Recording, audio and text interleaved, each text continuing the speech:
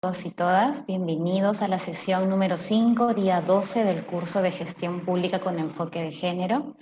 Vamos a iniciar con la clase. Buenas tardes. Buenas tardes. Cedo el pase a la docente.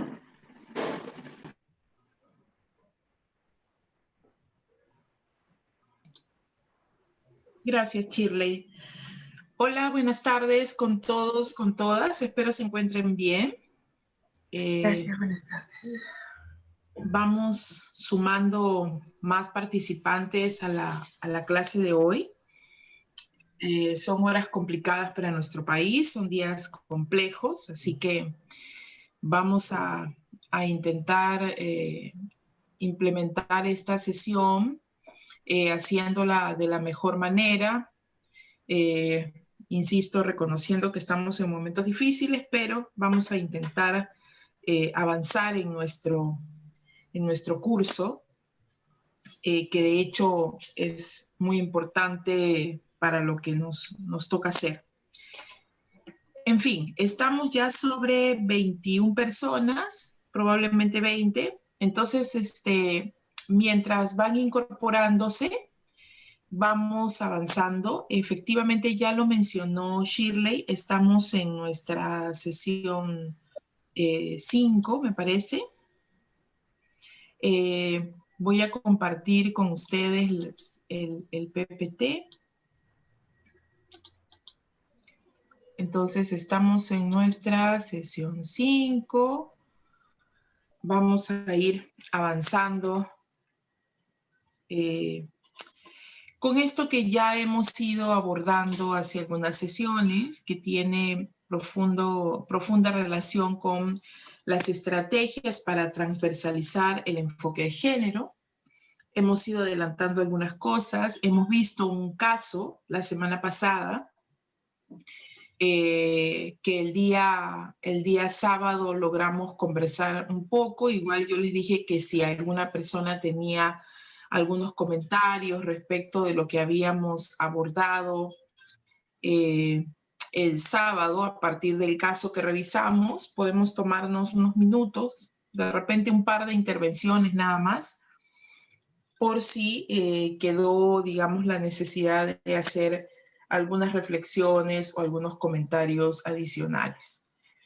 Entonces, no sé si alguna persona quiere tomar la palabra en este momento. Rogaría, eso sí, que puedan ser intervenciones cortas para que esto no nos lleve mucho tiempo.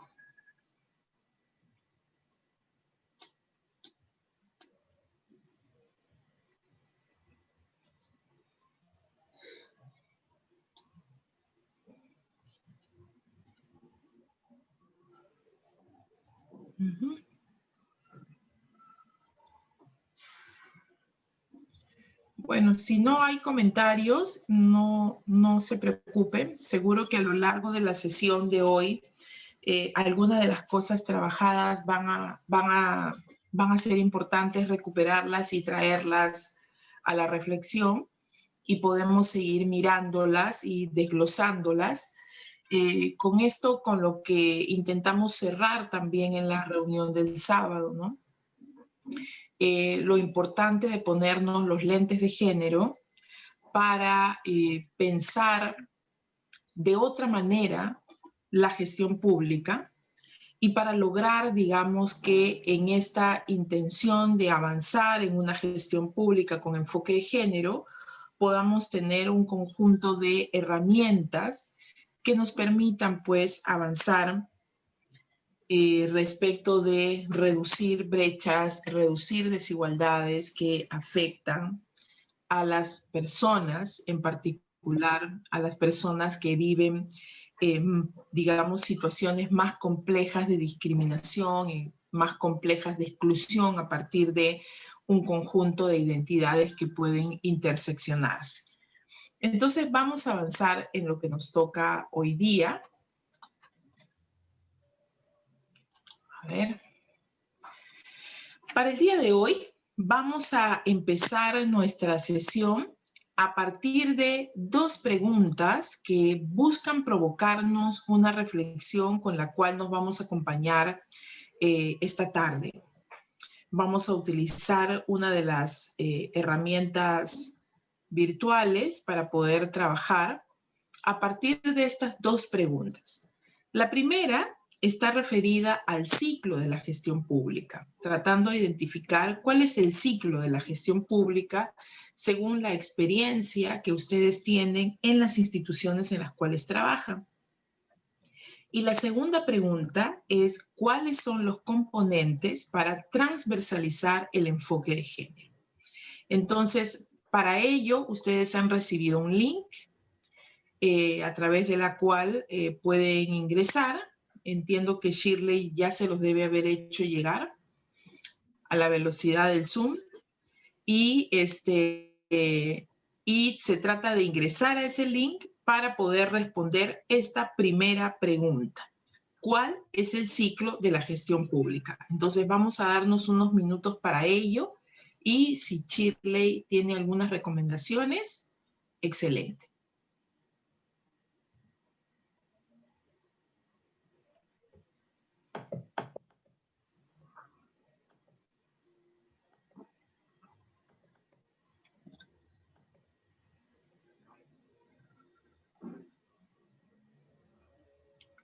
Shirley, ¿tendrás algunas recomendaciones para esta parte? Ahí está.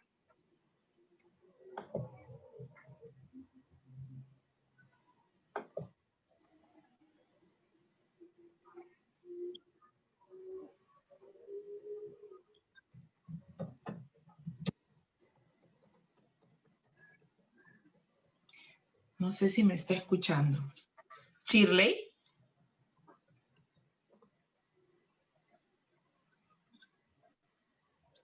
Shirley. Denise, ¿tú sí me escuchas? Sí, profesora. Buenas tardes, Rocío, Shirley. Buenas tardes. Creo que Buenas Shirley no. tardes. Sí, no, solamente está pendiente que ingresen al link, al Menti, y que ingresen su respuesta. Fantástico, está muy bien, gracias.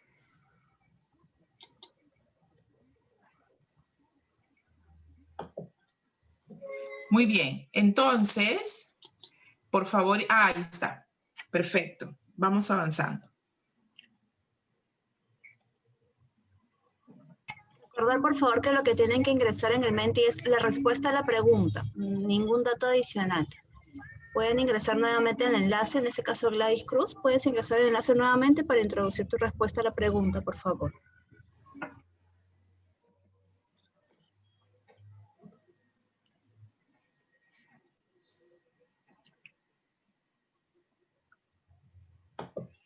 Gladys, de lo que se trata es que puedas responder la pregunta que podamos visualizar en pantalla. ¿Cuál es el ciclo de la gestión pública? Me parece que estás digitando tu nombre. Ah, ok, perfecto. Ajá, eso no es lo que estamos en este momento intentando hacer.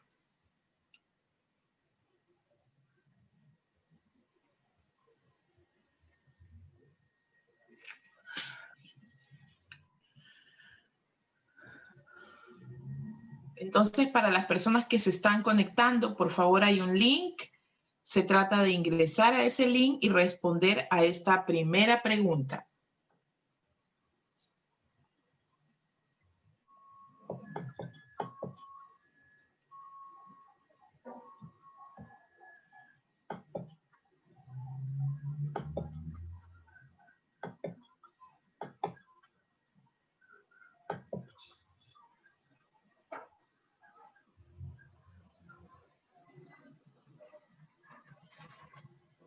Se contesta y se envía, ¿verdad? Sí, por favor. No hay poner nombre, nada. No, absolutamente.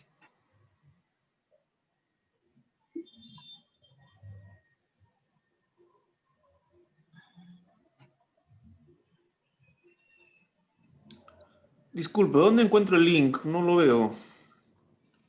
El link se ha enviado por WhatsApp. Se ha enviado en el chat del Zoom y en el grupo de WhatsApp. Consulta, lo he respondido por el celular. Es lo mismo, ¿no? Estoy en la computadora. Exacto. Si es que has ingresado por el celular al link del Mentimeter que se ha enviado al grupo de WhatsApp, es Sí, me suficiente. sale, espere a que represente una siguiente diapositiva y me sale un gráfico. Sí, sí, eso es Y todo. ahí.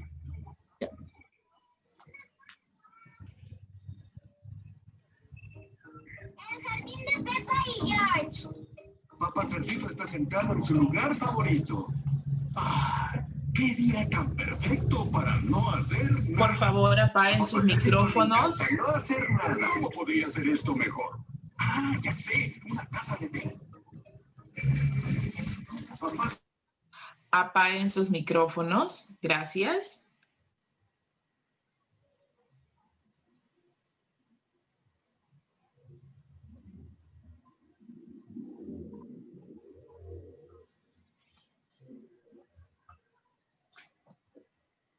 Creo que nos faltan más personas que ingresen al link. Ah, bueno, ahí está apareciendo. Perfecto.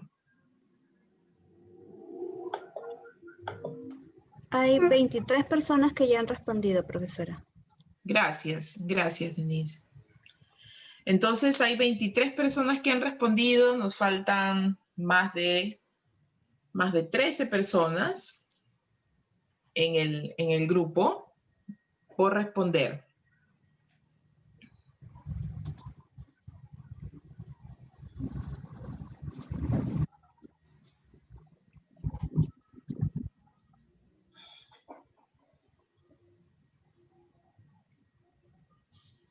¿Ok? Entonces, vamos a la segunda pregunta, por favor. Para responder la segunda pregunta, deben volver a ingresar al link que está en el WhatsApp que tienen ustedes grupal y también en el chat de la plataforma Zoom. Entonces, vuelven a ingresar y responden a la siguiente pregunta, que es la que ustedes visualizan en pantalla. ¿Cuáles son los componentes para transversalizar el enfoque de género?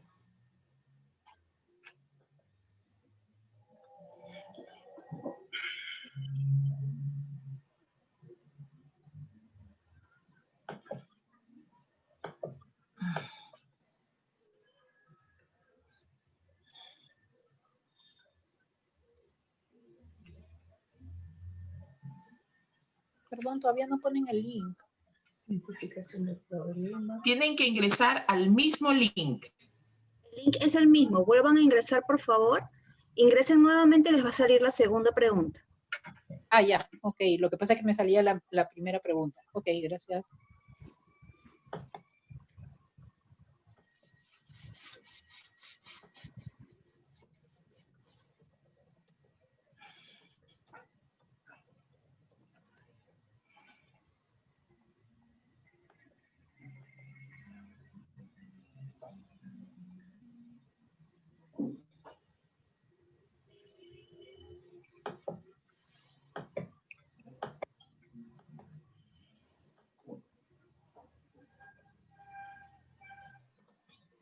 Vamos, avancemos. Solamente tenemos una respuesta hasta ahora.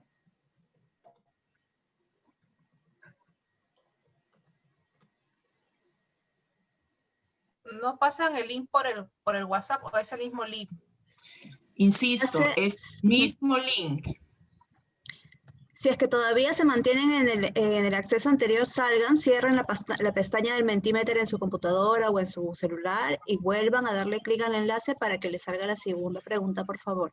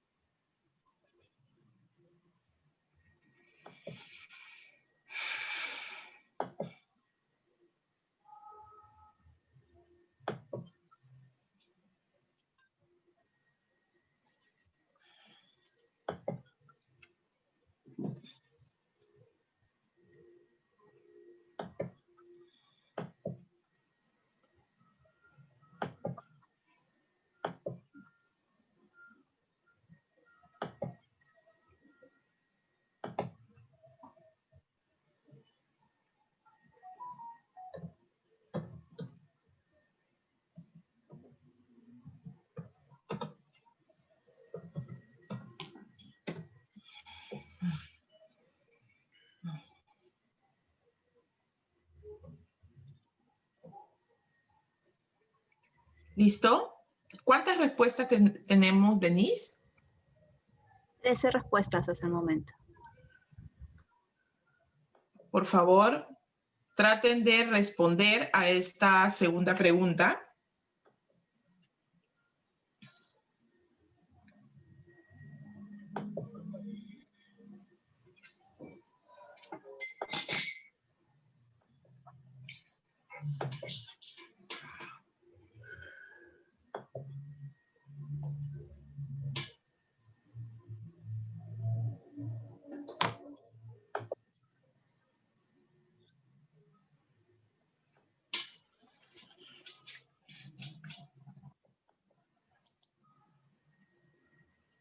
Ujú.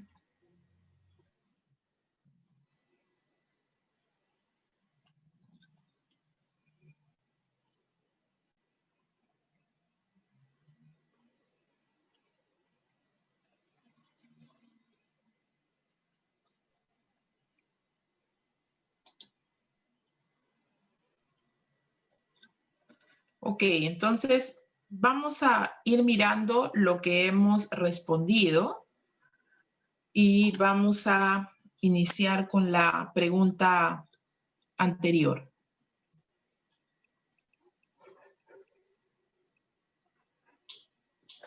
Entonces, en la pregunta anterior teníamos, como valga la redundancia, como pregunta, ¿cuál es el ciclo de la gestión pública?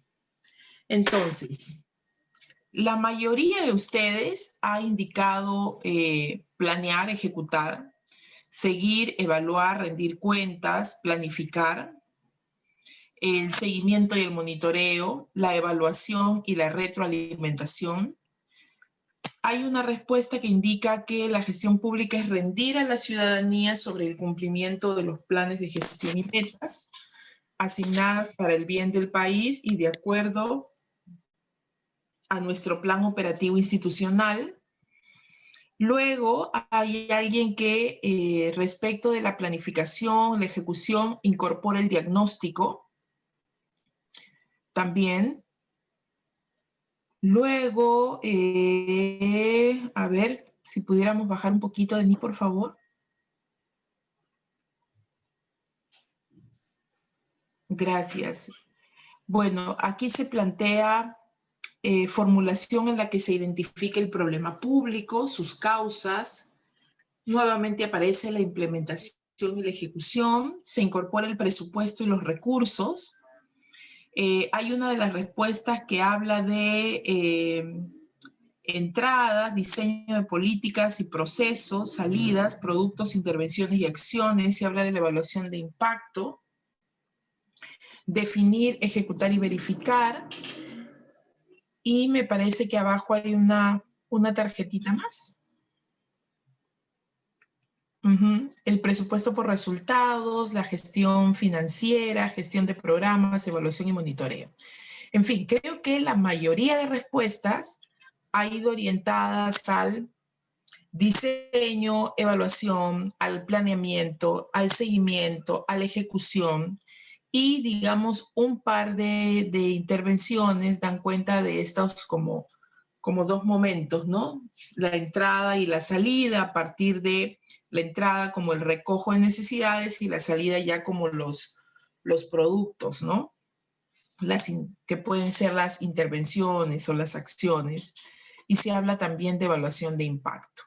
Entonces creo que en función a las respuestas que estamos identificando, hay como un cierto nivel de consenso en este grupo respecto de lo que se entiende por el ciclo de la gestión pública. Vamos a mirar la segunda pregunta. Respecto de la segunda pregunta, las respuestas, me parece, también encuentran varias coincidencias, ¿no?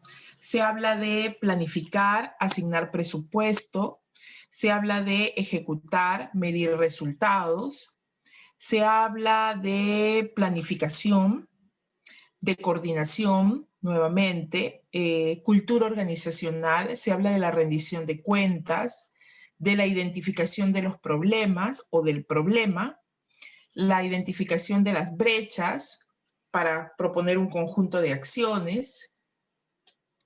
También se habla de la articulación interinstitucional como un componente. Entre colectivos de la sociedad civil se señala la voluntad política.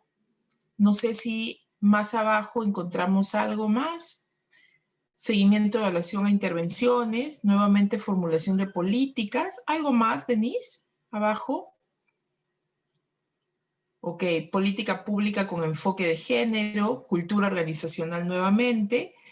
Bueno, yo creo que en términos gruesos también aquí encontramos algunas coincidencias respecto de lo que se entiende como componentes para transversalizar el enfoque de género.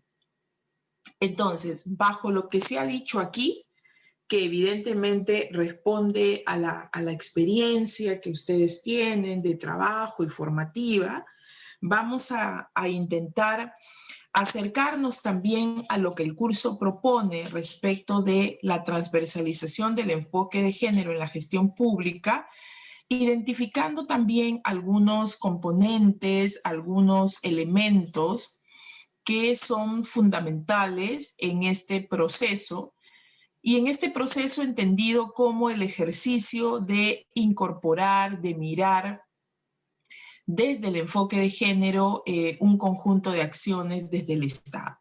Entonces vamos a intentar aproximarnos a ello.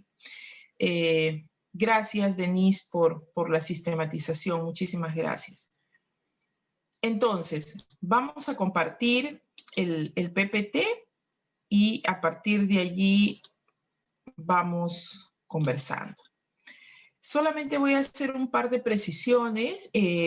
Por favor, siéntanse en la libertad de poder dialogar en esta sesión, porque ustedes tienen una experiencia importante que va a sumar a nuestra reflexión y conocimiento, por un lado, y por otro lado voy a pedirles que en el caso que hagan intervenciones, salvo condiciones técnicas muy complejas, enciendan su cámara. Por favor, eso es algo que vamos a tratar de hacer de aquí en adelante, porque creo que sí es importante que cuando nos hablemos, así sea por este medio virtual, nos podamos ver. Entonces, nada, avancemos. Avancemos y me deja. Sí me deja, porque a veces este PPT se pone bien intenso. A ver. Vamos a ver si lo podemos hacer de otra manera. Ok.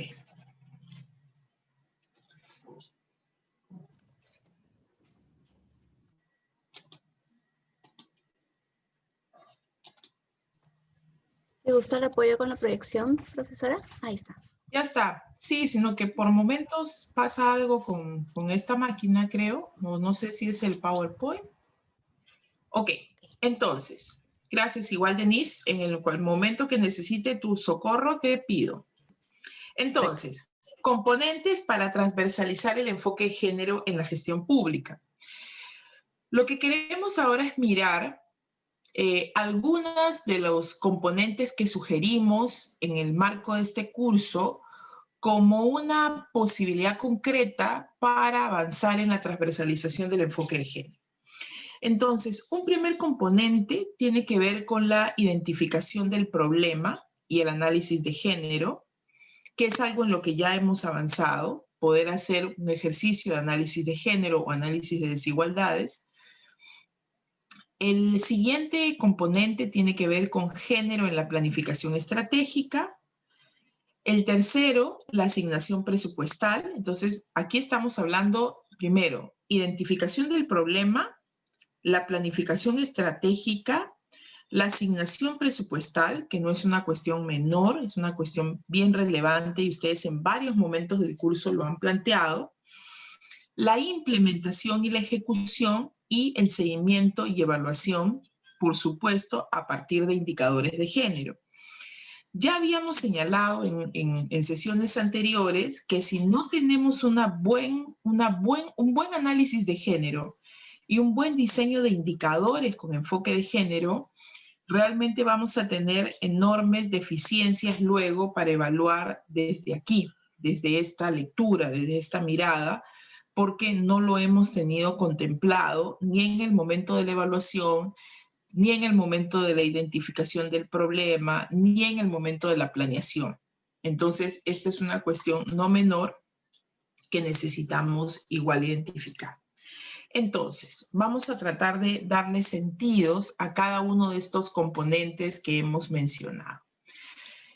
En la identificación del problema y el diagnóstico de género, ¿no? Una de las cosas que se recomienda es que podamos tener en cuenta como estos grandes o estos 4 grandes bloques, digamos, frente a esta necesidad de identificar el problema y hacer un buen diagnóstico de género. Y eso es tener, digamos, identificada las áreas críticas de las desigualdades de género relacionadas con el problema. Es decir, si nosotros estamos identificando, si nosotras estamos identificando una situación que está determinada por una desigualdad, necesitamos tener, digamos, un mapeo bastante minucioso del problema y cuáles son aquellas circunstancias que se convierten en los puntos de tensión o en aquellas circunstancias que merecen una atención prioritaria, urgente, que necesitamos evaluar, mirar con detenimiento. Entonces, esto es una parte importante que necesitamos tener en cuenta. En ese contexto, va a ser necesario preguntarnos cómo estas desigualdades que estamos identificando están afectando o pueden ser afectadas por ciertas intervenciones. Es decir, si nosotros detectamos una desigualdad que necesitamos atender y se convierte en un problema público, entonces lo que tenemos también que reconocer es si con nuestra intervención, con la acción que diseñemos para atender esa desigualdad, vamos a afectar de qué manera la situación que hemos identificado, el problema que hemos identificado. Entonces, esta es otra dimensión importante. Luego, será necesario identificar los factores que van a contribuir a esas desigualdades. Es decir, qué situaciones están interviniendo en esos contextos o en ese contexto determinado que está sosteniendo o está contribuyendo a esa desigualdad. Y finalmente, en esta parte, también nos tocará pensar en las estrategias que puedan ser las más adecuadas, las más pertinentes, las más eficaces para abordar esa desigualdad que hemos identificado. Entonces, estos son como momentos o grandes elementos que tenemos que tener en cuenta en la identificación de nuestro problema y en nuestro diagnóstico de género.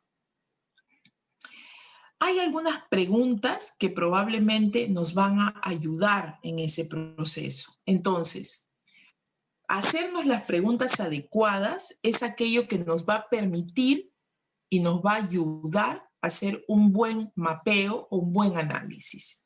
Entonces, una pregunta, por ejemplo, que es central y que no siempre se hace en estos procesos de identificar el problema.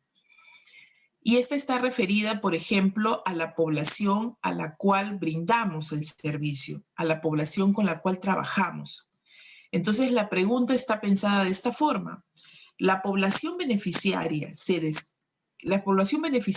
describe a través de datos desagregados por sexo?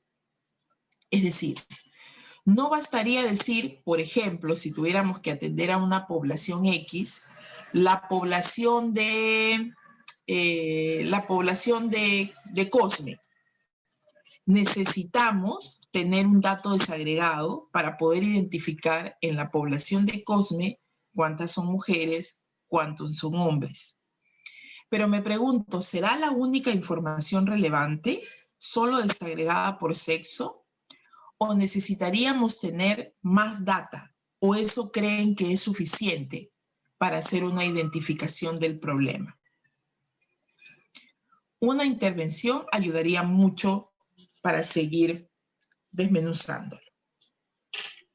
Sería importante también saber las edades, la situación etaria, también si son jefes de familia, ¿no?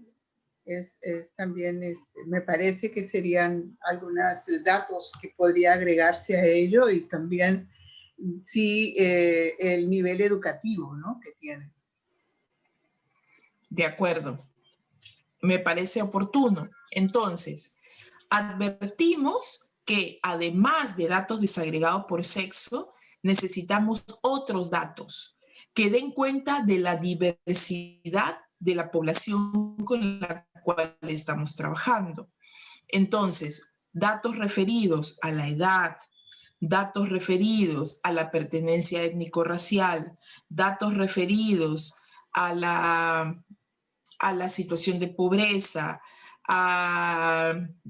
por ejemplo, a la situación geográfica, en fin, más lo que ha mencionado nuestra colega, de hecho, son datos importantes, ¿no? Todo aquello que nos permita caracterizar mejor a la población con la cual vamos a trabajar termina siendo sumamente importante, porque es esos datos los que nos van a dar esa radiografía que necesitamos para comprender efectivamente cómo una desigualdad puede estar impactando de manera diferenciada y cómo nuestra intervención puede ir en los mismos sentidos. Es decir, una intervención puede tener impactos distintos en función de poblaciones distintas, con necesidades distintas y con, digamos, condiciones distintas en la estructura social.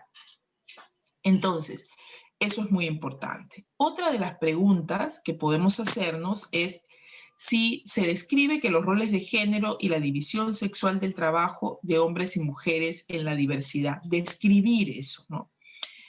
Y ello también va a tener que ver con lo que hemos mirado hace algunas sesiones, cómo la división sexual del trabajo configura los espacios en los cuales los hombres y las mujeres desarrollan o se desarrollan a partir de un conjunto de roles socialmente asignados y sostenidos en un conjunto de patrones sociales profundamente discriminatorios que asigna a las mujeres los roles tradicionales y el espacio privado, y asigna por lo general a los hombres el espacio público y en actividades de mayor valoración y reconocimiento. Entonces, describir esto también va a ser muy importante, ¿no? Entonces, ¿y esta información dónde la obtenemos? La obtenemos hablando con la propia población, la tenemos a partir de data estadística también, por ejemplo, datos como la encuesta nacional de hogares son datos importantes, la encuesta nacional demográfica, la ENDES, son datos importantes, ENARES es un dato importante, y así. Probablemente mirar también los registros administrativos que existan también va a ser importante. Lo tercero que podemos plantearnos como preguntas es si se han identificado las necesidades prácticas y estratégicas de hombres y mujeres en su diversidad. Y eso lo hemos visto en la sesión última que hemos tenido. No sé si alguien recuerda lo que son las necesidades prácticas y estratégicas.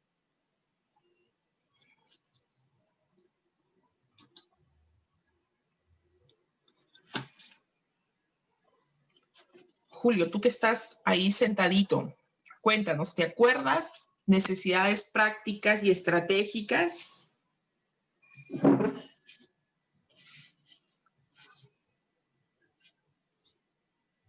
Estás muteado.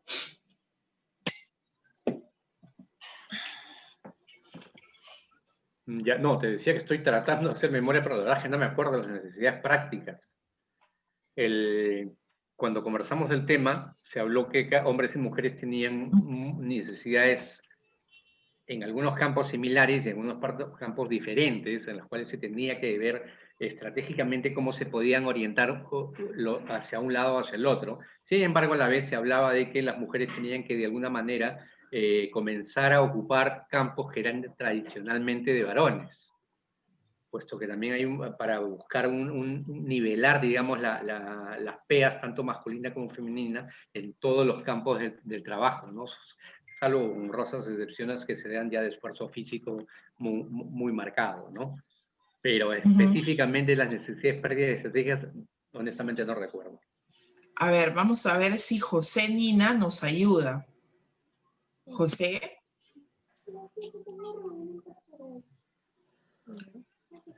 Hola, José. Mira, hola, Rocío, estoy igual, te digo. No recuerdo, no. A ver, vamos a llamar a estos compañeros nuestros de este curso. José Luis.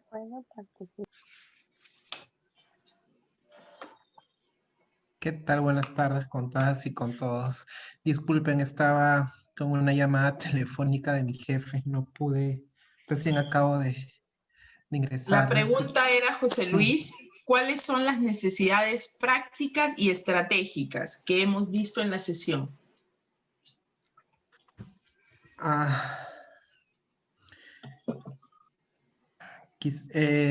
Puede ser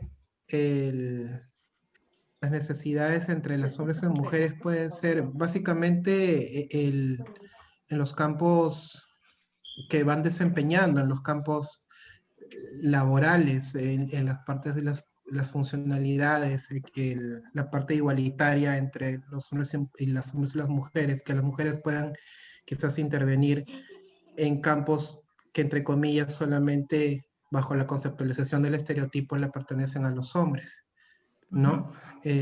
¿Cuáles son sus necesidades más importantes de las mujeres? ¿Cuáles de repente a través, no sé, de un estudio, qué es lo que necesitan, qué es lo que realmente desean para sentirse con estos derechos iguales, ¿no? Para poder desenvolverse. Marco Bardales. A ver, vamos a ver si ayuda. Estoy llamando a todos los colegas, ¿ah? Marco. Hola, ¿qué tal? Necesidades prácticas y estratégicas. Ya, entre las necesidades, lo que podríamos hacer sería implementar normativas, ¿no? A nivel social e institucional, ¿no? En función de la igualdad de género, ¿no? Me parece que en ese aspecto tendríamos que reforzar, ¿no? Ok. Creo que en ese punto, ¿no? Podríamos un poco trabajar más, ¿no? Ok. Abro la pregunta. ¿Quién me quiere decir cuáles eran las necesidades prácticas y estratégicas? Rocío. ¿Sí? ¿Con quién hablo? Sara. Sara, adelante. Las necesidades prácticas pueden estar relacionadas a los accesos de servicios básicos, como, como los de salud, ¿no? Servicio de agua potable, no sé, alimentación. Y las estratégicas podría ser alguna participación en los diferentes campos, no sé, jerárquicos como sociales, políticos, económicos. De acuerdo. Gracias, Sara. Entonces, miren, es importante que si no nos acordamos, vuelvan a darle una mirada a su cuaderno de trabajo, que está allí todo el tiempo acompañándolos. Es muy importante porque luego cuando tengamos que hacer ejercicios calificados, ustedes van a tener que incorporar un análisis de este tipo, ver con cuestiones básicas, acceso a salud, a educación, empleo. Y esto está profundamente relacionado, efectivamente, con un conjunto también de de cuestiones estratégicas que tienen que ver incluso con acceso a recursos, etc.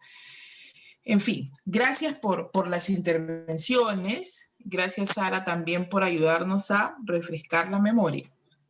Entonces, sigamos avanzando, si la máquina lo permite.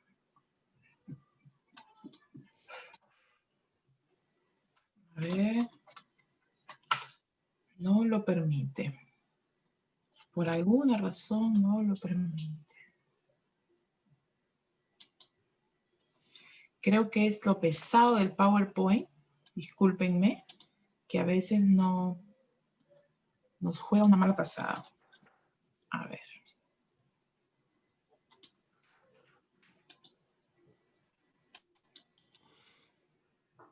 Ya está. Entonces, otro elemento o otra consideración importante en esta intencionalidad del análisis, otro componente importante, tiene que ver con la planificación estratégica. Y sobre eso ustedes han mencionado en la primera pregunta que hicimos al iniciar la sesión. Y entonces, en este proceso de identificar la planificación estratégica, también ustedes, digamos, habían incorporado varias cosas que vamos a ir mirando. Y esto está relacionado con estos 5 componentes o 5 pasos o estas, digamos, hitos del proceso de la planificación estratégica. Reconocer la visión, la misión, los planes estratégicos regionales, los sectoriales y los planes estratégicos operativos. Por supuesto, un proceso de planificación estratégica en las instituciones en las que ustedes trabajan debe responder efectivamente a las competencias que tenga cada una de las instituciones, ¿no? No se puede generar un planeamiento estratégico por fuera de las competencias y responsabilidades que le corresponden a cada una de las instituciones. Y por otro lado, tienen que alinearse o articularse en los marcos de las directivas que ese plan viene generando precisamente para avanzar en un proceso más ordenado de planificación. Entonces, es en esta etapa de la planificación estratégica y en todas las fases de la planificación estratégica donde se tiene que tomar en cuenta varias de las cosas que aquí hemos revisado para poder tener la posibilidad de plasmarlo en aquellos instrumentos de gestión pública que nos van a permitir avanzar en la implementación de un conjunto de acciones y o medidas orientadas a atender la desigualdad. Entonces, para la planificación estratégica también podemos proponernos, digamos, algunas preguntas motivadoras, ¿no? O algunas preguntas para el análisis, ¿no? Que nos permita, digamos, mejorar aún más nuestra lectura. Una primera pregunta sugerida es la siguiente. ¿Los objetivos para la igualdad de género aprobados han sido explicitados en la misión, la visión, los objetivos y planificación estratégica de la entidad? Cuando uno quiere avanzar respecto de la implementación del enfoque de género, ustedes han dicho en varios momentos que cuando esto no está incorporado en los instrumentos de gestión, que cuando esto no cuenta con voluntad política, que cuando esto no cuenta con presupuesto, difícilmente se puede avanzar en un conjunto de medidas orientadas en, o digamos que tienen como piso avanzar en el enfoque de género. Entonces, en ese contexto, esta pregunta, digamos, tiene muchos sentidos, porque lo que nos va a permitir es poder hacer un análisis de los objetivos estratégicos de la entidad en diálogo con los instrumentos de gestión. Si esto no está contemplado allí, es probable, como ya se ha mencionado también, que avancemos mucho más lento o en muchos casos no avancemos.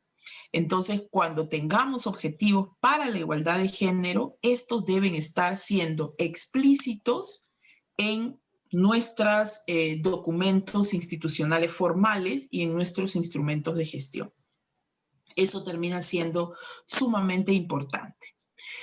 Una segunda pregunta que nos planteamos para este proceso es la siguiente: si se contemplan acciones afirmativas dirigidas a crear condiciones de equidad e igualdad de oportunidades para equiparar la situación inicial de las mujeres y los hombres.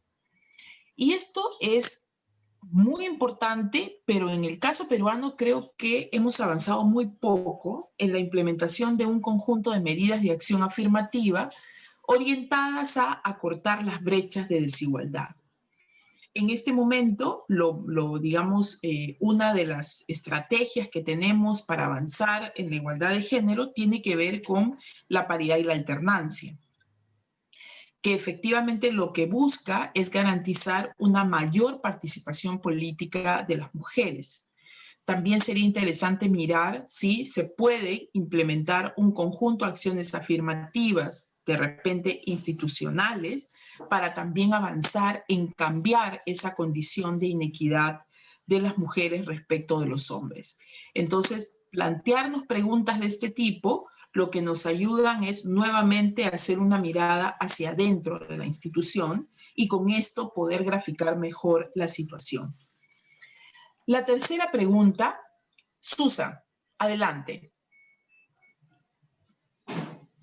Buenas tardes. Buenas tardes, Susan. Sí, en línea con lo señalado, con lo que has señalado ahora último, una de las de los argumentos que internamente se han señalado es que empresas que pertenecen, por ejemplo, al ámbito de FONAFE, que se enmarcan dentro del ámbito privado, ¿no? Dentro de ello buscan, por ejemplo, entre los trabajadores, digamos, el personal mejor calificado, ¿no? Entonces, porque están enmarcados dentro de un ámbito de competencia, ¿no? Están buscando, y digamos, para poder sustentar el tema, para sustentar digamos, cuotas de género, digamos, para la no adopción de este tipo de propuestas, ¿no? Entonces, ¿cómo conciliamos este punto que has señalado respecto a este argumento, ¿no? O sea, ¿cómo podemos nosotros a través de lo que señalas, ¿no? De equiparar esta situación inicial de hombres y mujeres contra este argumento, ¿no? Por cuando este argumento, básicamente en gran parte por entidades privadas que buscan, digamos, los profesionales más capacitados, digamos, en su plana, ¿no? Uh-huh. Pero, ¿cuál es tu reflexión allí? ¿Que en ese busca de personal más calificado las mujeres tienen menos oportunidades? No. Sucede que, digamos, entiendo que cuando hablamos de equiparar esta situación inicial, estamos partiendo de una situación desventajosa para las mujeres, ¿no? En general. Okay. O sea, entonces, partiendo de ello, entonces, como resultado, tendría que darse ciertos, digamos, no diría favoritismo, pero sino tendría que considerarse ciertas condiciones para poder equipararlo, ¿no? Y ello puede ir afirmativa.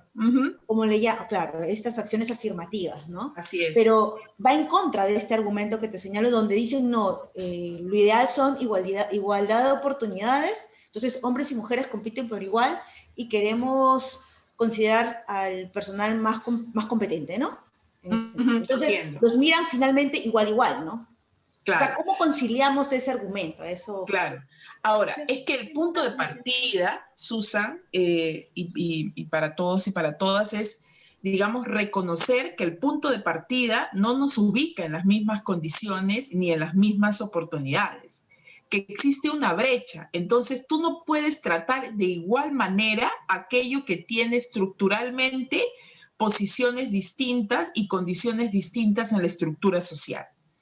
Entonces, justamente el comprender la diferencia entre los conceptos de equidad e igualdad son fundamentales, porque de lo que se trata es de tratar lo distinto a partir de necesidades distintas para generar condiciones de igualdad.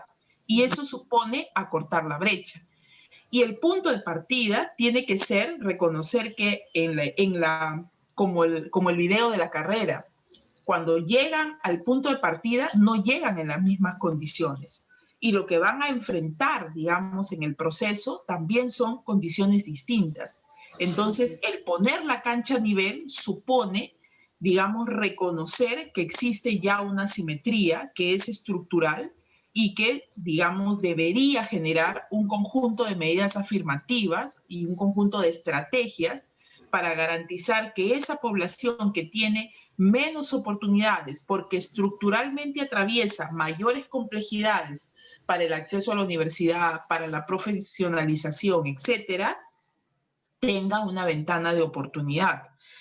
Por ejemplo, países cercanos, ¿ya? Por citar algunos, no porque, digamos, tengan los mejores modelos, pero que han avanzado mucho, mucho más que el caso peruano, es Colombia, Brasil, por ejemplo, donde tienen un conjunto de medidas de acción afirmativa, por ejemplo, pensada para poblaciones que viven situaciones de discriminación y exclusión, para el acceso a la universidad, para el acceso al empleo, y que en ese proceso, por ejemplo, la empresa privada también cumple un papel importante, ¿no? Entonces creo que esa es una primera condición. Por eso digo que en el contexto peruano hemos avanzado muy poco, porque no puedes muchas veces obligar, digamos, a cambiar los marcos, sobre todo de las empresas privadas, pero de lo que se trata es de avanzar en este reconocimiento de que hay una brecha.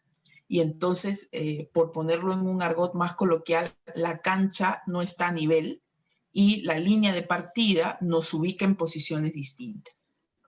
Entonces, esa es una reflexión. En fin, lo tercero, ¿sí? ¿Quién levanta? Lidia. Adelante, Lidia.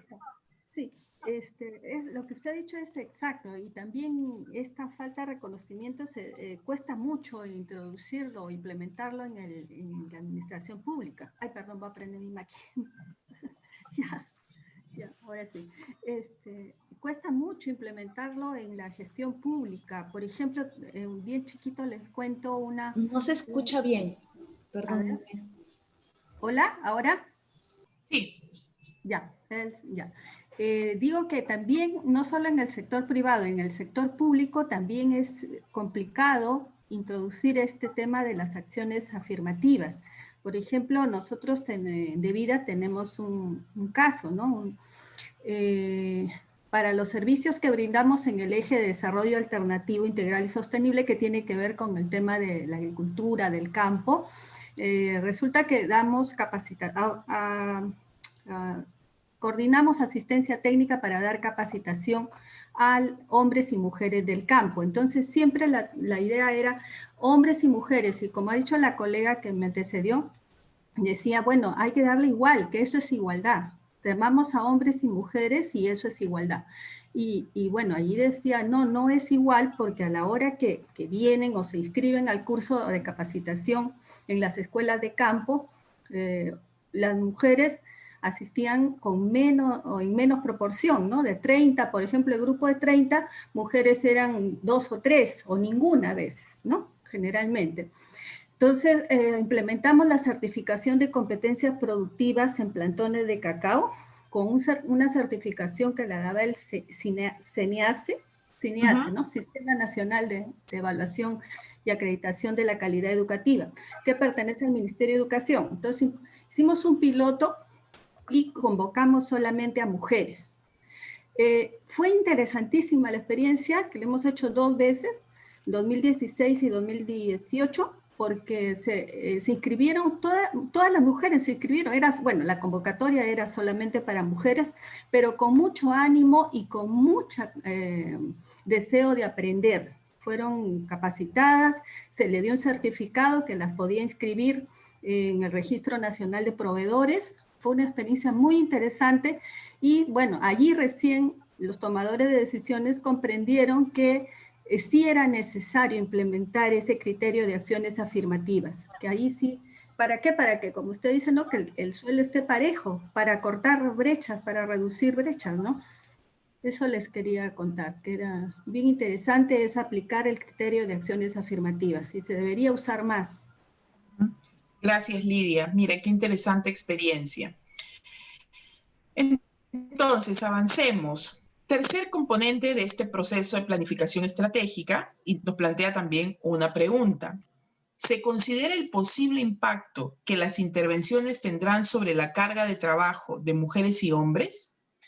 Ok, esto también es sumamente importante, porque no siempre tomamos en cuenta, recordarán cuando miramos el análisis del caso juntos, ¿no? Entonces, aparentemente sí había una consideración de un programa orientado a jóvenes, chicos y chicas, en determinado margen de edad, pero, por ejemplo, en el caso de las mujeres que tenían hijos que solamente te otorgaba el beneficio económico, no había considerado que probablemente muchas mujeres jóvenes con hijos no tuvieran el tiempo necesario para poder participar en las mismas condiciones del programa. Entonces, si no se generan un conjunto de medidas en ese sentido, o si no se evalúa, por ejemplo, el impacto que tendrá una intervención en ese sentido, podríamos estar generando una doble carga de trabajo a las mujeres. Y es lo que está pasando incluso ahora en los contextos de teletrabajo.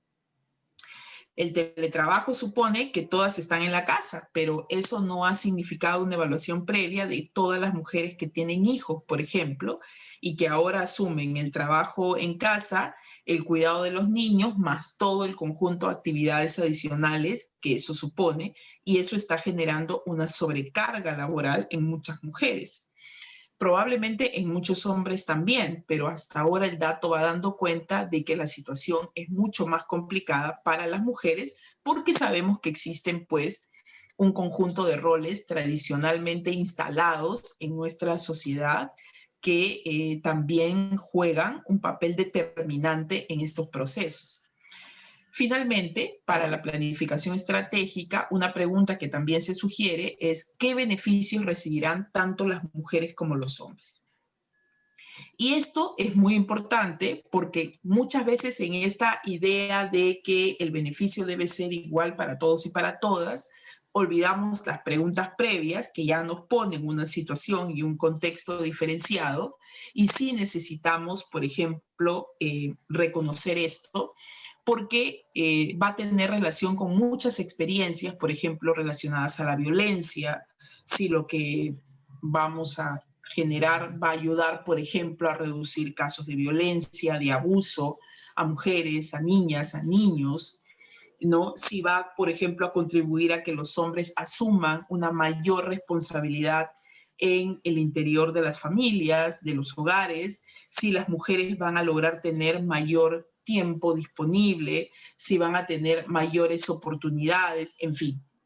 Son preguntas que podemos hacernos para poder avanzar en ese análisis.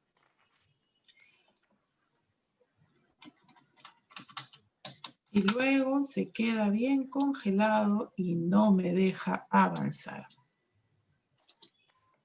A ver, a ver. ¿Qué será esto?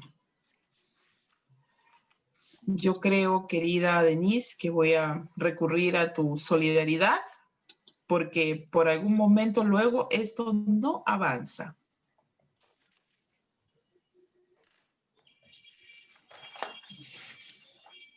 Es muy raro, pero pasa.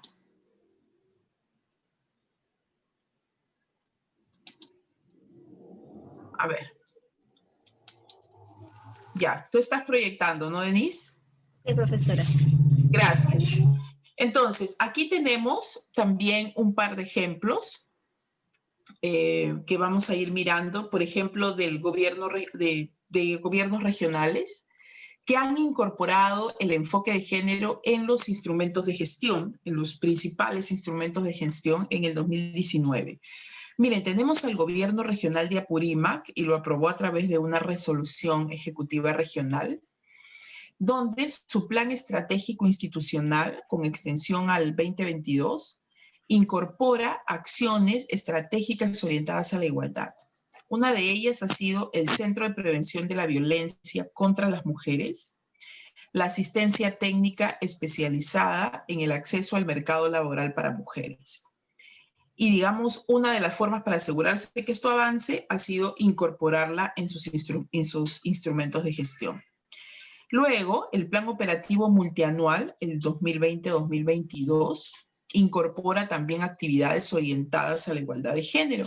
Por ejemplo, el acompañamiento y asistencia a organizaciones de mujeres para erradicación de la violencia y el fortalecimiento de la Comisión de Igualdad de Género del Gobierno Regional de Apurímac.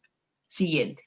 Entonces, miren que ahí hay algunos ejemplos interesantes, en este caso, que nos pueden, digamos, permitir reconocer que incorporándolo en los instrumentos de gestión podemos dar avances. Estoy segura que sus instituciones, además del que ya nos contó Lidia, deben haber también iniciativas interesantes. Bueno, pasemos al tercer componente, la asignación presupuestal, clave, central, ¿no? Ustedes ya lo han mencionado en varios momentos. Y esto va a ser, digamos, fundamental para avanzar en el logro de los objetivos. Si no se prevé un presupuesto para el conjunto de acciones que queremos, digamos, implementar, probablemente vamos a tener grandes vacíos o enormes limitaciones para implementar lo que nos hayamos pensado para este proceso. Entonces va a ser bien importante que tengamos en cuenta la necesidad de la asignación presupuestal para esas actividades que hemos pensado en el ejercicio de transversalizar el enfoque de género. Entonces, ¿dónde debe estar incorporado ese presupuesto con enfoque de género? Desde la programación, en la formulación, en la ejecución, en la evaluación del presupuesto, es decir, en todas las etapas que nos toque revisar el presupuesto va a ser sumamente importante. Es probable que inicialmente no hayamos contemplado acciones para avanzar en esta intencionalidad, pero también es cierto que nosotras y nosotros en nuestras entidades hacemos evaluación de las políticas y evaluación de los presupuestos. Entonces son esos momentos en los que se puede también incorporar un conjunto de medidas y actividades y un conjunto de costos o, digamos, asignación de recursos para poder avanzar en la implementación. Siguiente, Denise. Entonces, algunas preguntas también orientadoras, ¿no? O algunas preguntas que nos podemos hacer para identificar qué tanto estamos avanzando en la asignación presupuestal. La primera pregunta, ¿se ha previsto un presupuesto para las actividades dirigidas a reducir las brechas de género? A veces tenemos que la capacitación, que la estrategia comunicacional, que los talleres, en fin, cualquier actividad. Pero si esa actividad no le hemos asignado un presupuesto, lo más probable es que nunca se implemente. Entonces, esto es muy importante. Yo tengo una comparsa aquí, me van a disculpar, que no entiendo bien, pero hay una bulla aquí. La segunda pregunta que nos podemos proponer en ese sentido es si se han programado y realizado acciones para la formación en género del personal. Y esto es algo que ustedes han mencionado en varios momentos también. Lidia menciona, todo lo ponen en una misma bolsa, es cierto. Y sumado a ello, creo que también es bien importante esta segunda pregunta.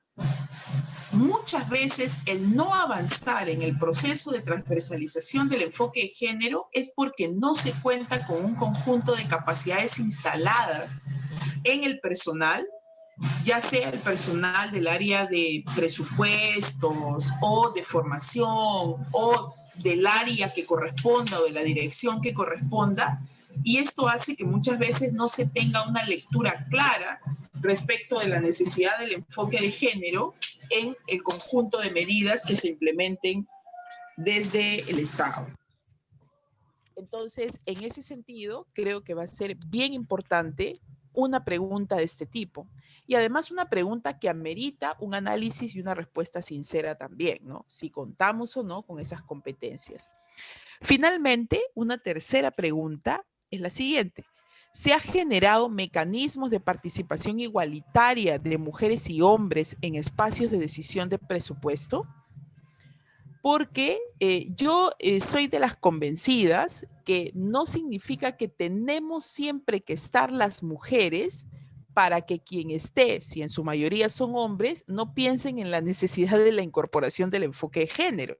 Es decir, no tendríamos que estar para asegurarnos que efectivamente los presupuestos estén considerando acciones desde el enfoque de género, pero eso no significa que no tengamos que avanzar, digamos, en lo importante de la participación en esos espacios de decisión.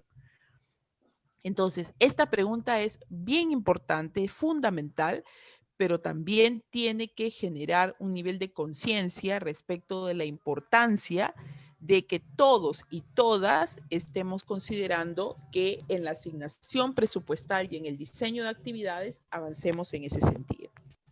Siguiente, por favor. Esta es otra también de las fases.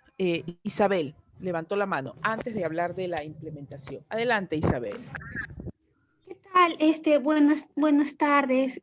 Sí, profesora, yo quería hacer un comentario respecto a la lámina anterior vinculado al tema de la asignación presupuestal, que es importante que tanto los hombres y las mujeres puedan participar en estos espacios de los procesos de presupuesto, ¿no? En este caso sería necesario también recalcar la importancia que se ha venido dando en los últimos años al proceso del presupuesto participativo, ¿no? Que en este caso las mujeres y la sociedad civil en general presenta sus propuestas de programas, proyectos, intervenciones para que tanto las regiones, los municipios puedan asignarle presupuesto, ¿no? Y también se van formando también como que asociaciones, ¿no? La sociedad civil se va volviendo más organizada precisamente para que pueda acceder a este tipo de presupuestos participativos, ¿no? Entonces como que también se da un espacio a través del cual se va fomentando un mayor empoderamiento de las mujeres y también de las comunidades indígenas,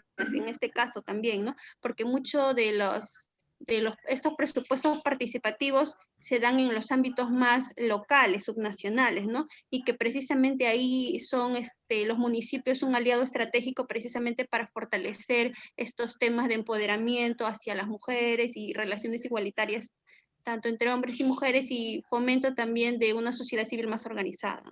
De acuerdo. Sí, efectivamente los presupuestos participativos son también instancias sumamente importantes donde se garantiza, por ejemplo, la participación de la sociedad civil, considerando que mucha de la sociedad civil está liderada o está de la sociedad civil organizada, liderada por mujeres desde diversos espacios y que tienen en estos espacios locales, regionales, la posibilidad de participar activamente en la toma de decisiones y proponiendo un conjunto de medidas también que por supuesto quieren avanzar en la ruta de, digamos, reducir las desigualdades y los impactos de esta en las mujeres. Sí, creo que es un buen ejemplo en ese sentido, importante. Tenemos dos participantes con la manito levantada. A ver, está Álvaro.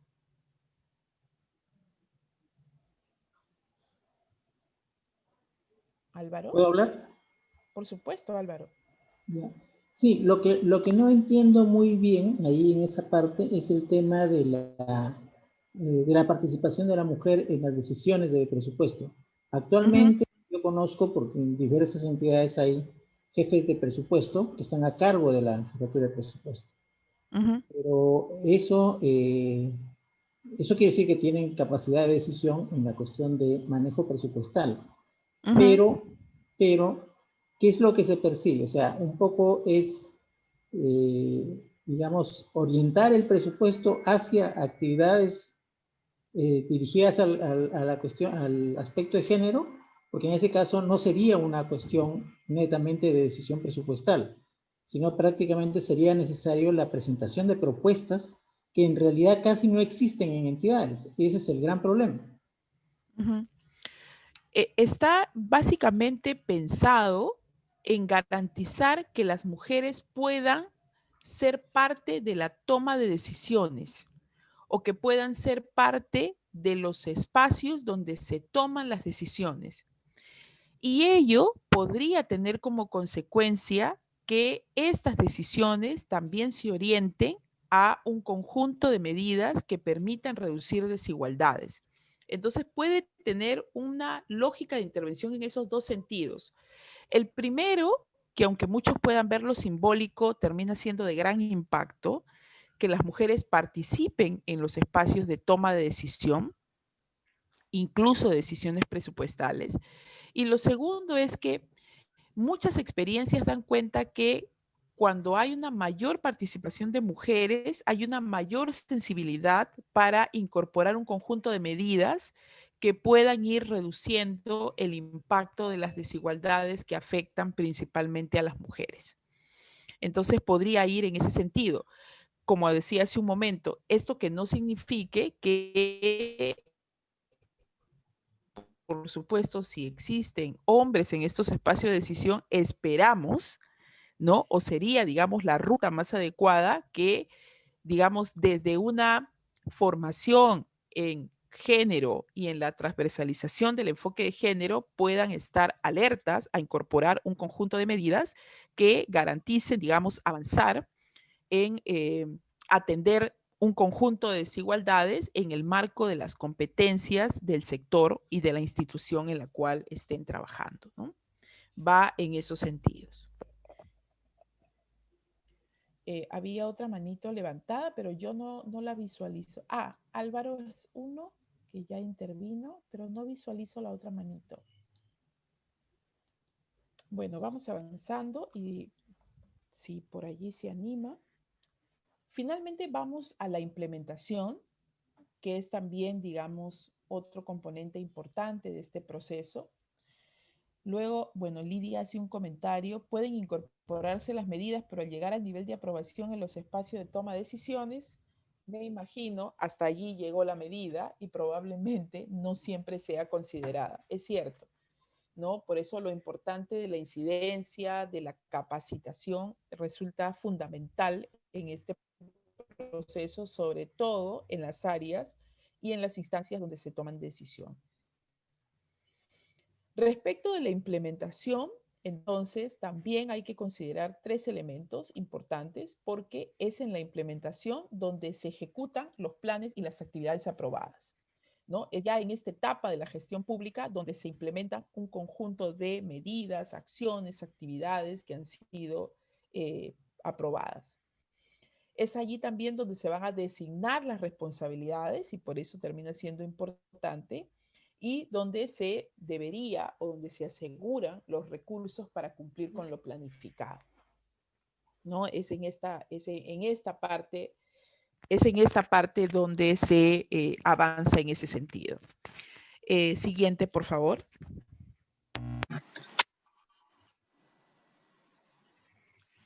Entonces, preguntas que podemos considerar para el proceso de implementación. Y aquí se han considerado varias. La primera, ¿han aparecido limitaciones durante la ejecución?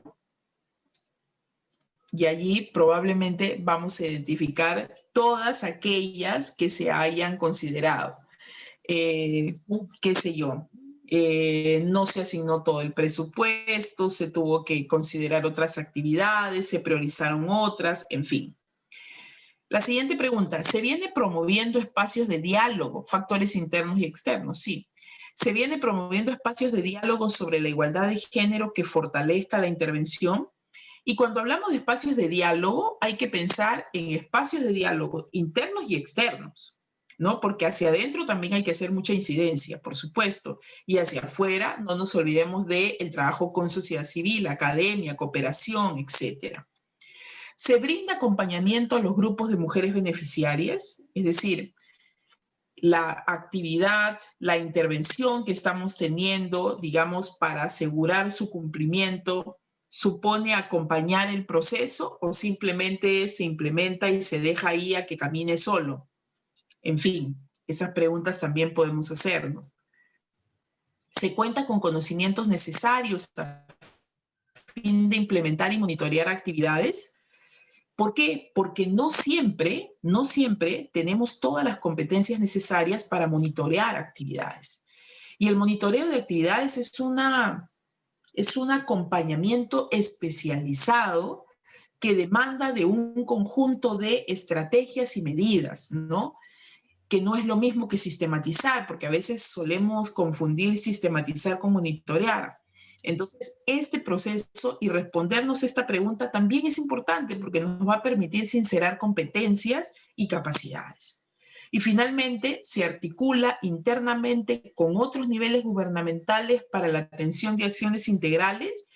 Creo que hemos dicho varias veces y en varios momentos que avanzar en este proceso no es algo que sea solamente competencia de una institución. Necesitamos hacer un ejercicio mayor de un trabajo más interdisciplinario, un trabajo interinstitucional que nos permita aprovechar desde las competencias, desde la rectoría de las diversas sectores e instituciones, un conjunto de elementos para avanzar en las estrategias o en las acciones que nos estamos proponiendo. Siguiente.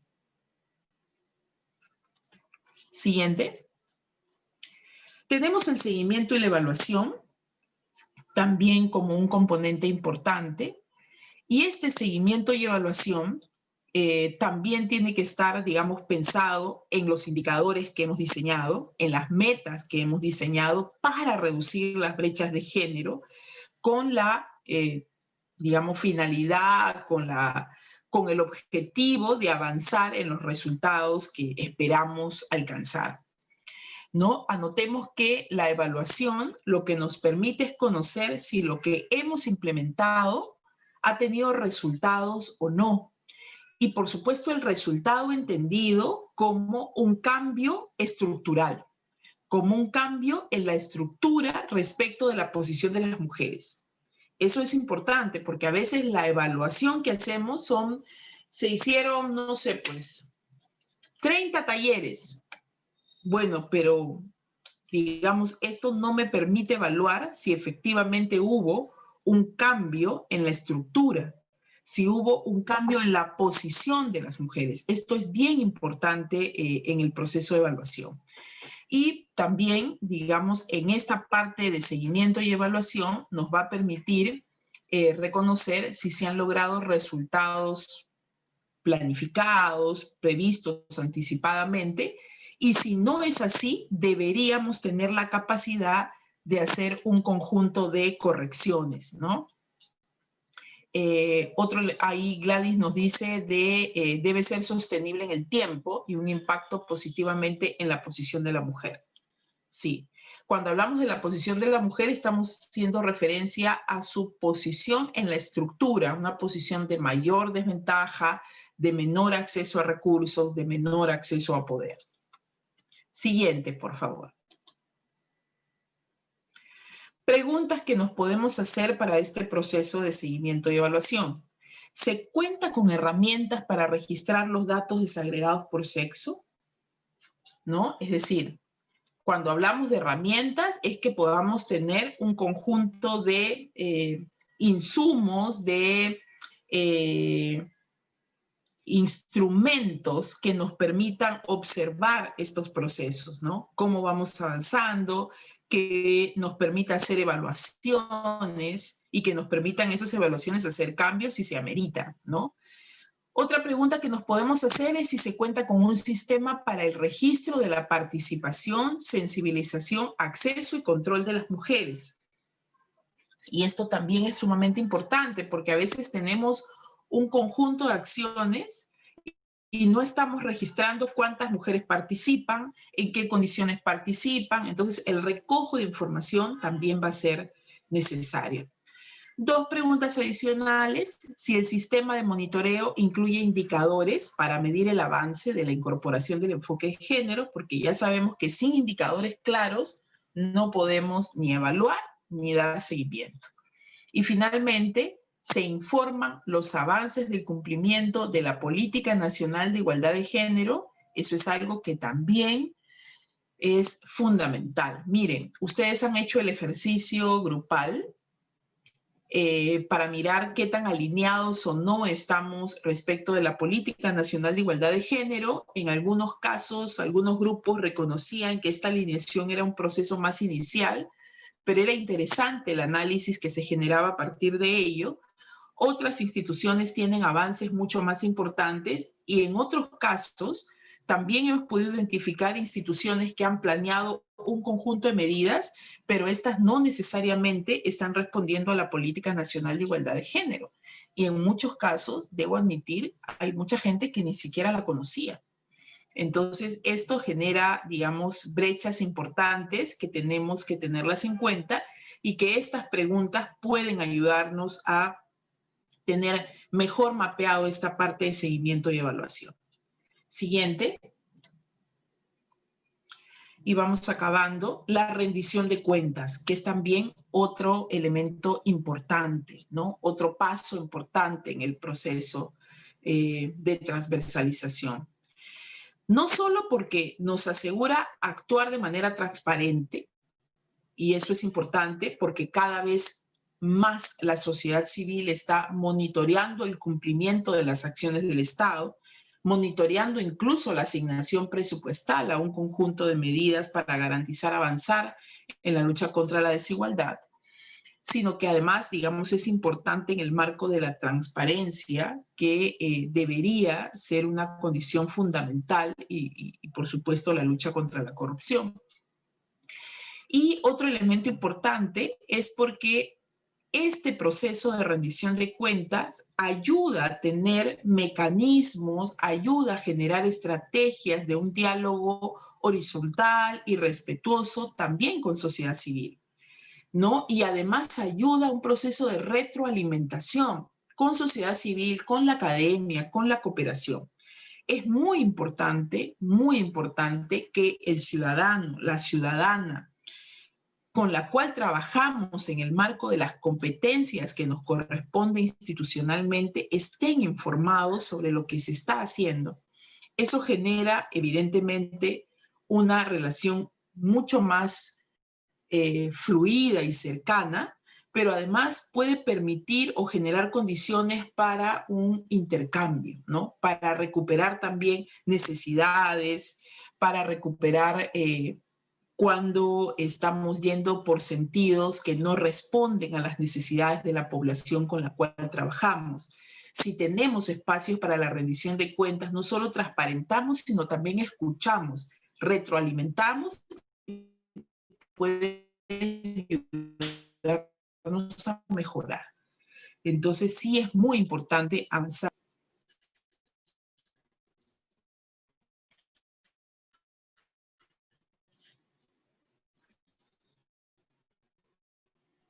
Rocío. Se congeló, creo. Siguiente, por favor. ¿Ahora?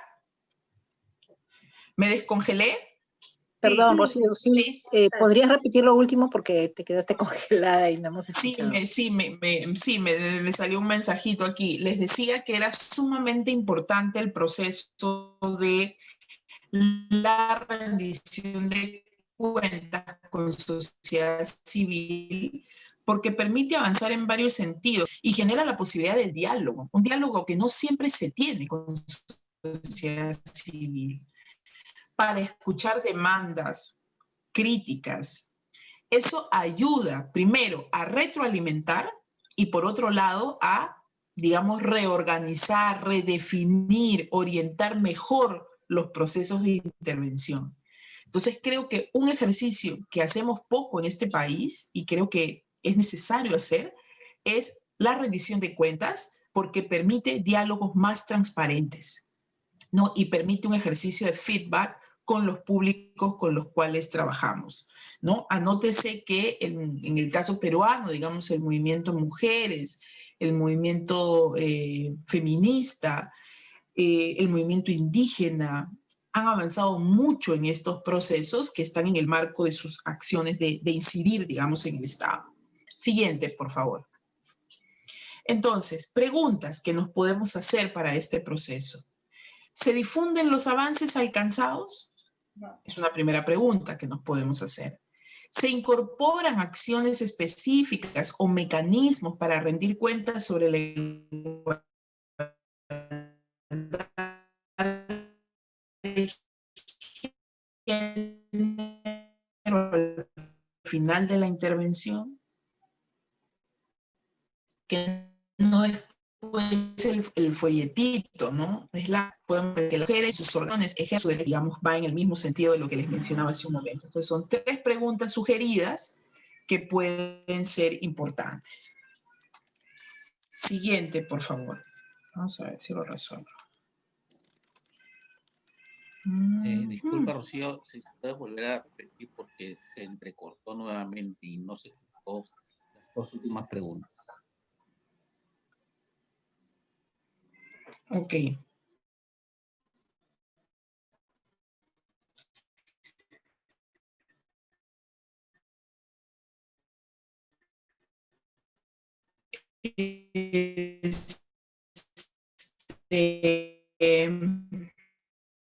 Vamos a ver. ¿Ahora está mejor? ¿Hola? Sí.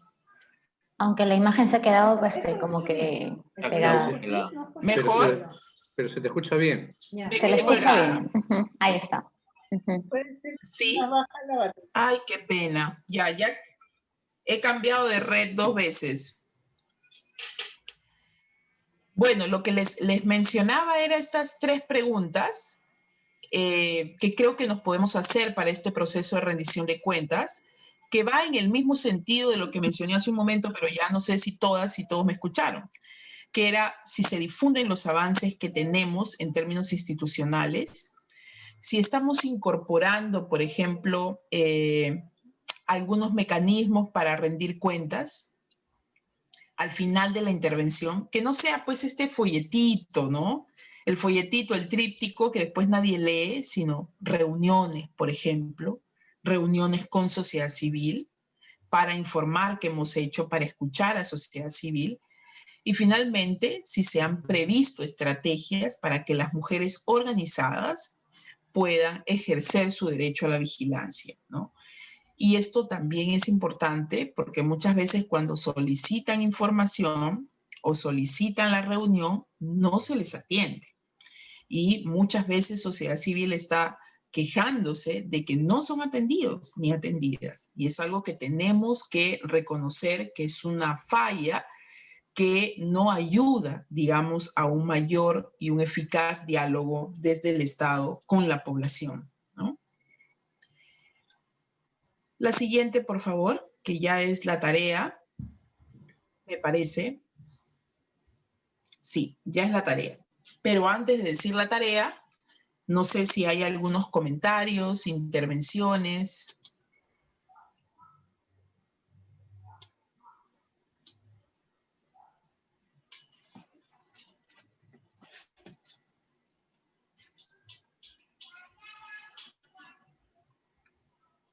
Dudas, consultas.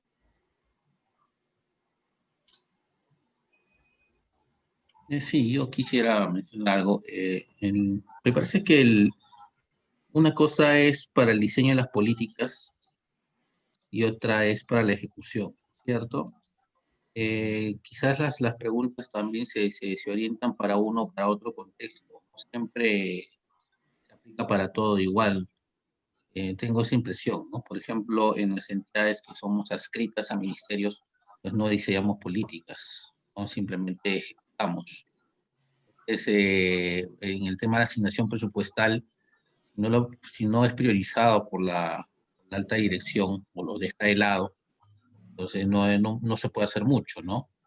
En cambio, para las entidades, no sé, de repente me equivoco, las entidades que sí están orientadas al diseño y al seguimiento, ¿no? De la ejecución de las políticas, de repente sí tienen mayores ventajas para poder asignarles presupuesto, ¿no?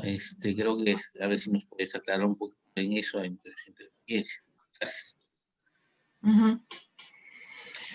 Sí, en realidad esto tendríamos que pensarlas como preguntas orientadoras, pero a pesar de las características particulares que pueda tener nuestra institución, creo que sí podemos hacer un ejercicio importante de plantearnos estas u otras preguntas que nos permitan hacer un análisis hacia adentro. Puede que alguna de estas en estricto no responda a las características de la institución en la cual participamos, pero si nos planteamos otras en el mismo sentido, es decir, de poder hacer un análisis de género considerando lo que hemos visto hasta ahora en el curso, creo que sí podrían perfectamente implementarse y atenderse. Yo soy consciente de que no todas las instituciones trabajan de la misma forma, ni tienen, digamos, competencias para un conjunto de atenciones o de necesidades, pero sí es posible pensarse que toda institución pueda hacer su propio análisis de género adecuando alguna de estas preguntas, por eso son sugeridas, a su realidad institucional, a su necesidad local, a su competencia. Entonces creo que en ese sentido sí podríamos, digamos, ir avanzando.